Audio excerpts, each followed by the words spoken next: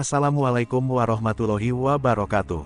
Selamat berjumpa kembali saudaraku semuanya, semoga Anda semua selalu dalam keadaan sehat walafiat. Kali ini kita lanjutkan sejarah dan ajaran Syekh Siti Jenar bagian yang ke-17, dengan judul Sifat Manawiyah, Samian, Basyiron dan Mutakaliman. Samian, Basyiron dan Mutakaliman, hanya yang hidup yang dapat mendengar, melihat atau menyadari, dan yang bisa berbicara. Maka ketiga sifat ini dikategorikan sifat kamal, atau maha sempurna. Ketika kita tidur ketiga sifat ini menjadi tidak berfungsi, karena ada tirai yang menutupi ruhnya yang ada di dalam diri kita, yang menutupi yaitu berbentuk nafsu-nafsu biologis dan psikologis kita. Akan tetapi jika kita mampu mengendalikan nafsu jasmani dan nafsani kita, maka secara otomatis penglihatan batin kita tersingkap dengan terang benderang. Ya, kita harus bisa mengendalikan gejolak nafsu jasmani dan nafsani kita. Ingat, kita membuatnya terkendali agar nafsu-nafsu itu terlatih untuk berbuat sesuai aturan yang telah ditetapkan oleh Tuhan. Inilah alat kontrol yang luar biasa. Ketika kita tertarik pada lawan jenis yang bukan hak kita, pada saat itu pula kita dapat mengendalikannya.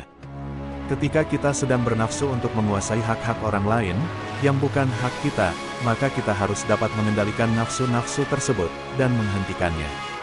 Ketika ada kesempatan bagi kita untuk melakukan korupsi, maka pada saat itu pula, kita harus dapat mengendalikan dan menghentikan keinginan korupsi tersebut. Untuk bisa membangkitkan ketiga sifat sempurna tersebut, maka Syekh Siti Jenar mengajarkan kepada murid-muridnya, agar mereka tidak berbuat memaksakan kehendak kepada orang lain, dan tidak mengganggu urusan sesama manusia. Makanya dalam beragama Islam pun tidak boleh dipaksakan, tidak ada paksaan untuk memeluk agama Islam.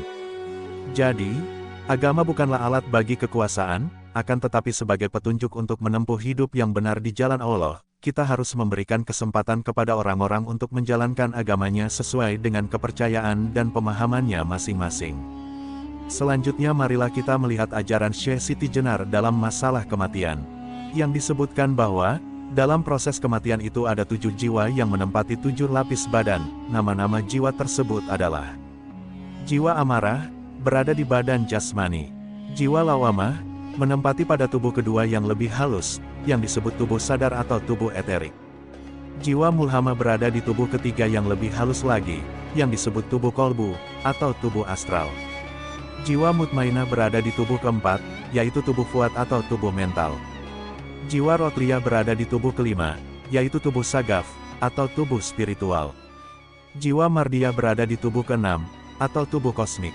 Dan yang terakhir adalah jiwa kamilah, berada di tubuh ketujuh, atau tubuh sir, atau tubuh nirwana.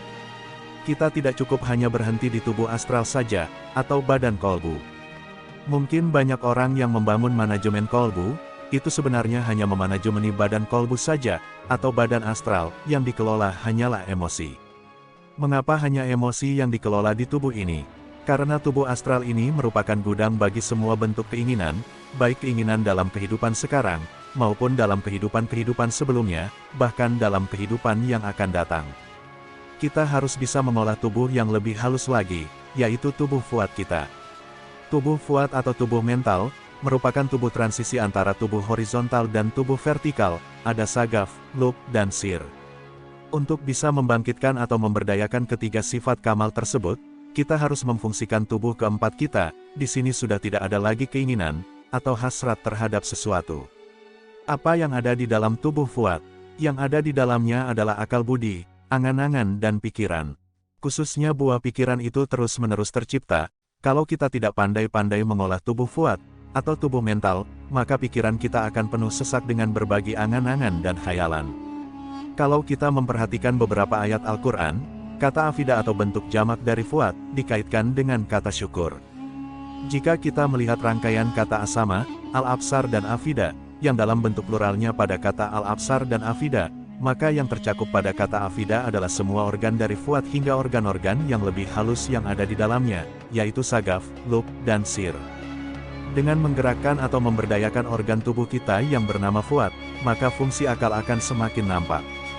Jadi akal, dan juga kolbu, itu merupakan proses pemberdayaan organ-organ yang halus, yang lebih halus daripada hati. Misalnya meskipun yang dikatakan yaitu kolbun atau hati, akan tetapi yang dituju atau yang dimaksud adalah yang ada di dalam hati tersebut, atau yang lebih halus dari hati itu sendiri. kesyukuran terkait dengan penggunaan fuad, kita akan menyadari bahwa syukur akan dapat kita lakukan setelah kita melakukan proses berpikir, pemahaman dan pembelajaran yang terus-menerus. Syukur ternyata bukanlah hasil spontanitas, atau ungkapan kegembiraan, akan tetapi sebuah proses. Dengan fungsinya yang luar biasa ini, maka dalam kehidupan ini yang dimintai pertanggungjawaban adalah fuad. Ini sebenarnya merupakan personifikasi dari organ tubuh yang bernama fuad, yang seolah-olah berdiri sendiri.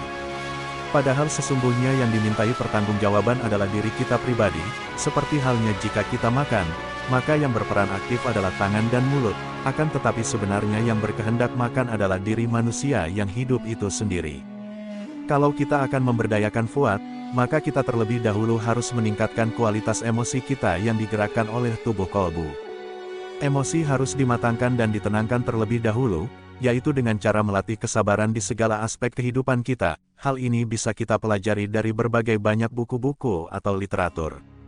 Setelah itu kita lanjutkan dengan latihan penggunaan rasional dan logika. Sebenarnya pelajaran berhitung, fisika, dan biologi yang diajarkan sejak di sekolah dasar, adalah alat untuk melatih pemberdayaan fuad, karena dengan pelatihan memecahkan soal-soal pada ketiga pelajaran tersebut, kita melatih emosi rasio dan logika kita. Fuad juga merupakan mata ketiga kita, artinya dengan fuad kita bisa melihat, atau mendengar kejadian yang tidak bisa tertangkap oleh mata, atau telinga kita. Bukankah dalam kehidupan ini banyak sesuatu yang tidak bisa kita lihat, atau kita dengar dengan indera ragawi kita? Ketidakmampuan melihat atau mendengar itu bisa disebabkan jauhnya peristiwa yang kita saksikan, terhalangnya peristiwa itu oleh objek di sekitar kita, atau mungkin saking halusnya objek yang hendak kita lihat tersebut. Selain itu banyak sekali peristiwa-peristiwa spiritual yang tidak pernah bisa disaksikan dengan indera jasmani manusia. Hal ini disebabkan banyaknya kenyataan yang tidak berupa materi fisikal, yang bisa diamati dengan indera ragawi. Bahkan materi yang berupa subpartikel pun sudah tidak dapat dilihat dengan menggunakan alat pembesar, atau mikroskop.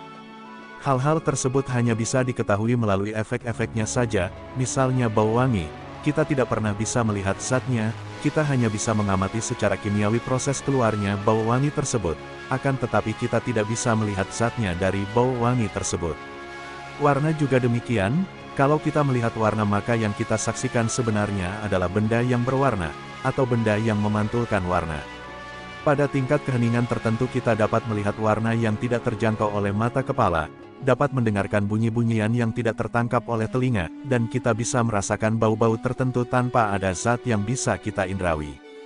Nah, penglihatan, pendengaran, dan penciuman yang bisa dialami tanpa melalui indera jasmani atau panca indera ini sebenarnya dilakukan oleh indera ruhani, atau tubuh mental. Ketika Kanjeng Nabi Muhammad SAW menjalankan Miraj, maka fuadnya yang menanggapi segala peristiwa yang ada di luar dirinya. Hal ini jelas ditegaskan juga dalam Al-Quran, fuadnya tidaklah mendustakan apa yang dilihatnya. Nah, dengan mengacu pada ayat itu kita dapat menyimpulkan bahwa Miraj adalah peristiwa spiritual, dan bukan jasmani. Bagi siapa yang menyenangi tantangan, fuadnya harus diteguhkan terlebih dahulu. Tentu saja badan kolbu harus diteguhkan terlebih dahulu, baru giliran selanjutnya fuad yang diteguhkan. Namun walaupun tidak ada tantangan nyata dalam hidup ini, banyak orang yang sering mengalami kegelisahan yang disebabkan oleh faktor-faktor khayali. Misalnya banyak orang yang takut mati karena merasa tidak sanggup menghadapi apa yang ada di balik kematian. Banyak orang yang dihantui siksa kubur, walaupun itu lebih banyak disebabkan oleh spekulasi pikirannya daripada kenyataannya. Untuk mengusir berbagai macam kegelisahan yang ada dalam fuad, maka kisah-kisah yang positif diperlukan dalam Al-Quran. Disebutkan bahwa kisah-kisahnya Rasul yang disampaikan kepada Nabi Muhammad itu tidak lain agar fuad Nabi Muhammad menjadi teguh dan kokoh. Jika fuad sudah teguh, maka semua hal akan terlihat jelas dan pikiran tidak akan menghantui lagi oleh bayangan-bayangan ketakutan dan kekhawatiran, tidak ada lagi kegelisahan. Samian, Basyiron dan Mutakaliman akan berfungsi dengan baik. Kecondongan atau kecenderungan terhadap sesuatu merupakan kerja fuad, ini searah dengan kerja fuad yang lain, yang sifatnya rasional atau logis.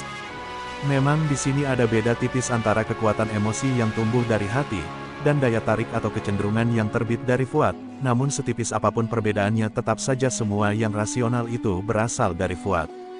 Jinakkan fuad dan latihlah dengan baik, maka sifat samian, basyiran, dan mutakaliman akan membantu perjalanan-perjalanan spiritual kita dengan baik. Peran badan Fuad lainnya adalah merasakan kebahagiaan dan penderitaan. Orang menderita itu sebenarnya Fuadnya yang menderita. Dalam surah Al-Humazah menggambarkan bagaimana kepedihan yang akan dialami oleh orang yang suka mengumpat. Disebutkan dalam surah ke-104 tersebut bahwa api menyala-nyala hingga ke Fuad. Jika diperhatikan ayat ini, benarlah bahwa neraka pun ada di dunia ini. Jika Fuad ini dipenuhi rasa sumpek, cemas, gelisah dan ketakutan, maka itu tandanya sedang ada di dalam neraka. Marilah kita menjaga dan melatih Fuad kita, agar kita tetap menjadi orang yang selamat. Bagaimana cara menghentikan atau melenyapkan berbagai kekacauan dalam badan mental, atau Fuad? Caranya, lakukan zikir kolbu, atau zikir dalam badan kolbu, atau badan astral terlebih dahulu. Aturlah nafas dengan mata terpejam, dan mulut terkatup, lakukan dengan duduk tanpa sandaran punggung. Mulailah dengan membuang nafas dahulu sebagai detoks, atau upaya untuk mengeluarkan racun dari dalam tubuh kita. Setelah nafas terbuang habis, tahanlah sejenak kira-kira 3 ketukan. Selanjutnya silakan perlahan-lahan menghirup nafas yang dalam, sambil disertai ucapan dalam hati, Allah. Lalu setelah hirupan berhenti, tahanlah sejenak kira-kira 3 ketukan, kemudian perlahan-lahan nafas tersebut kita keluarkan hingga tuntas, dengan disertai ucapan dalam hati, Allah. Lanjutkan siklus menghirup dan melepaskan nafas tersebut, dengan jeda 3 ketukan, hingga kira-kira selama 15 menit atau 30 menit, kalau sudah terbiasa bisa selama 60 menit lebih. Bila sudah menguasai teknik zikir pernafasan kolbu ini, maka tahap berikutnya melakukan zikir siri. Tekniknya sama, hanya saja pada saat menarik nafas ucapan dalam hati, Allah, diganti dengan Hu.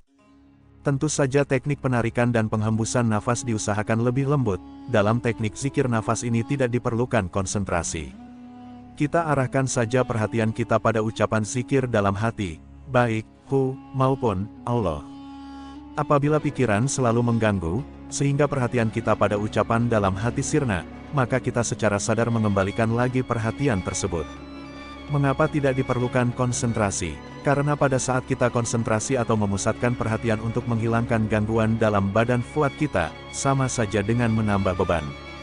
Cukup dengan memperhatikan nafas dan mendengarkan ucapan hati. Kondisi ini adalah untuk melatih diri dalam memberdayakan pendengaran, kesadaran dan percakapan hati kita. Pemberdayaan ketiga sifat kamal ini tentu tidak sama antara satu orang dengan yang lain. Hal ini dipengaruhi potensi kondisi lingkungan dan latar belakang dari orang tersebut, beban kerja sehari-hari dan pengalaman hidup sehari-hari. Jadi, pelatihan itu sendiri harus kita lakukan secara sadar, dan bukan karena ada perasaan terpaksa. Kita harus berkehendak dan niat yang kokoh untuk melatih diri kita. Harus memilih dan menetapkan waktu zikir yang tepat dan terbaik buat kita, dan tempat zikir yang aman dari aneka gangguan waktu melakukan zikir. Sedangkan waktu zikir terbaik adalah sebelum matahari terbit dan sebelum matahari terbenam. Dalam Al-Quran waktu zikir ini dikenal dengan istilah bukroh dan asyila. Wahai orang-orang yang beriman, sebutlah Allah sebanyak-banyaknya dalam zikir, dan pujilah Dia pada waktu pagi sebelum terbitnya matahari, dan petang sebelum terbenamnya matahari. Saudara semuanya, kita akhiri sekian dulu ajaran dan sejarah Syekh Siti Jenar bagian ke-17 ini. Dalam menyampaikan ajaran Syekh Siti Jenar ini tentunya sudah kami saring mana yang pantas disampaikan secara umum, dan mana yang tidak seyogyanya disampaikan secara umum. Jika ada pertanyaan silahkan disampaikan di kolom komentar, atau lewat WhatsApp ke nomor 087756422100. Agar mendapatkan pemberitahuan jika kami upload video selanjutnya, silahkan klik tombol subscribe berwarna merah dan loncengnya. Akhirnya jika ada kesalahan dari kami dalam bentuk apapun mohon dimaafkan. Wassalamualaikum warahmatullahi wabarakatuh.